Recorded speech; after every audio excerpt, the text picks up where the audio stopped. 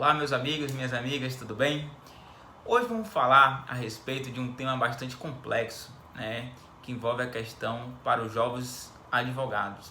Veja só, cobrança de honorários, gente? É um tema bastante complexo porque eu acredito que isso você vai ter na vida toda como advogado, você vai ter sempre essa dúvida, o quanto cobrar para aquele cliente, Interessante que quando nós sentamos para negociar um valor, tem muitos clientes que aceitam de logo aquele valor, não tem aquela conversa para abaixar, parcelar, e a gente fica pensativo, será realmente que eu cobrei o valor adequado? Realmente aquela pessoa não estava esperando um valor maior, Então a gente fica sempre com essa dúvida a respeito de quanto cobrar para aquele cliente.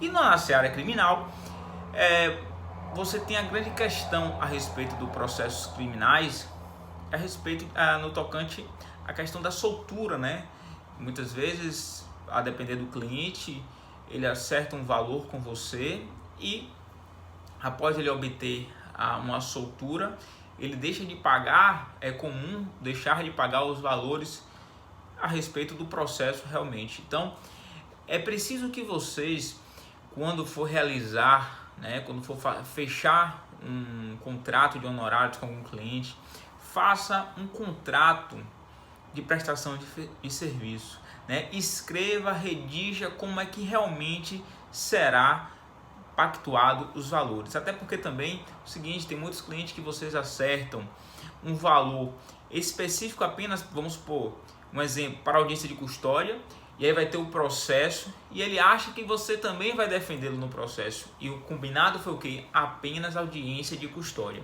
Então, perceba, é interessantíssimo, é importantíssimo que vocês façam um contrato de prestação de serviço. Um contrato de prestação de serviço no qual uma pessoa se responsabilize para efetuar o pagamento. Seja a pessoa que está sendo processada, no caso da audiência de custódia, o preso, ou um terceiro que se responsabiliza a respeito daquele pagamento.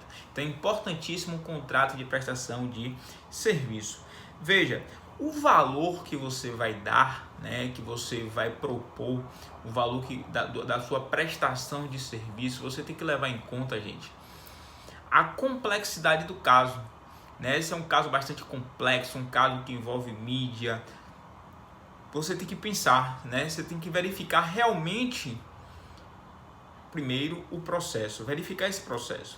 Além disso, verificar o seguinte, as condições financeiras do seu cliente. Não adianta você cobrar um valor elevadíssimo se o seu cliente não tem essa condição de pagar, certo?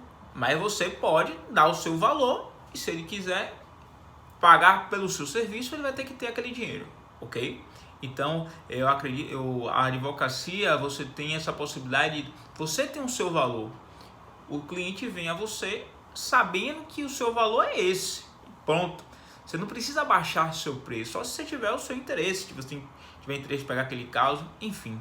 Além disso, tem que levar em conta também o tempo do seu trabalho, certo? Então, se você tem um processo complexo, esse processo que você vai ter mais tempo que você vai gastar atuando naquele processo. Então, você tem que pensar antes de dar esse valor, realmente, qual é o valor justo. Ora, o que você deve utilizar como parâmetro, ou seja, parâmetro para que você dê um valor pelo seu serviço, um valor baixo, um valor piso, é a tabela do AB. A tabela de OAB serve como parâmetro para você dar o seu valor, dizer quais são os seus honorários para aquele serviço. Até porque cabe punição disciplinar se você pactuar uns honorários abaixo da tabela do AB. Então isso é importantíssimo para a valorização da advocacia, gente. Você utilizar como parâmetro os valores que está estabelecido na OAB. Então, feito esse contrato com um valor justo, um valor a partir da tabela do AB, certo? Você tem que ter essa ideia de fazer um contrato de honorários considerando isso, a complexidade, o tempo que você vai gastar, ok? E perceba o seguinte também, é sempre o ideal que você cobre um valor, vamos supor, a audiência de custódia, né? A audiência de custódia você tem que cobrar um valor determinado para aquele ato, certo? Um valor determinado para aquele ato, porque é o seguinte, como eu falei, se a pessoa que estava preso sair, muitos não se preocupam com o processo, certo? Muitos não se preocupam com o processo, então por processo ele utiliza dos trabalhos do serviço da defensoria. Então por isso você tem que cobrar antecipado para esse tipo de caso, audiência de custódia. Mas vamos supor que você percebe que é difícil a situação dele, é difícil que ele consiga uma liberdade provisória naquela audiência de custódia. Então você pode fazer já um pacote englobando a audiência de custódia e o processo penal. Agora veja o seguinte, você tem que cobrar um valor, certo? 50%, 40%, um valor, gente, para ele pagar de imediato, certo? Um valor para ele te pagar de imediato, para evitar que você deixe de receber esses valores. E além disso, você também tem que pensar na inadimplência dele, certo? Então, cobre um valor que se ele pagar, ele já cobriu os seus custos, ele já está pagando pelo seu serviço. Os 30% que ele deixou de pagar, vamos por exemplo, já é mais do que o seu lucro, né? Sempre faça esse tipo de conta. Ó, ele tem que me pagar 70% desse valor e os outros 30% eu vou cobrar, mas se ele não pagar, é mais do que o meu lucro, ok?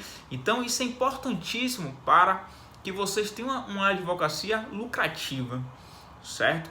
Então essa é a dica que eu dou a respeito da cobrança de honorários. Outra coisa, gente, o STF agora inclusive julgou constitucional a multa que cabe contra advogado que abandona o processo sob a sua responsabilidade.